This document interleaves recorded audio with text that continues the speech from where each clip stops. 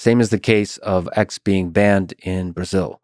It's, I think, a power grab by Alexandre de Moraes, a Supreme Court justice in Brazil.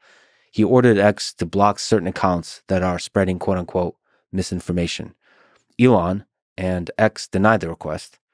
Then de Moraes threatened to arrest X representatives in Brazil, and in response to that, X pulled the representatives out of Brazil, obviously, to protect them. And now, X, having no representatives in Brazil, apparently violates the law. Based on this, de Moraes banned X in Brazil. Once again, it's an authoritarian figure seeking censorship power over the channels of communication. I understand that this is complicated because there are evil people in the world, and part of the role of government is to protect us from those evil people. But, as Benjamin Franklin said, those who can give up essential liberty to obtain a little temporary safety deserve neither liberty nor safety. So it's a trade-off.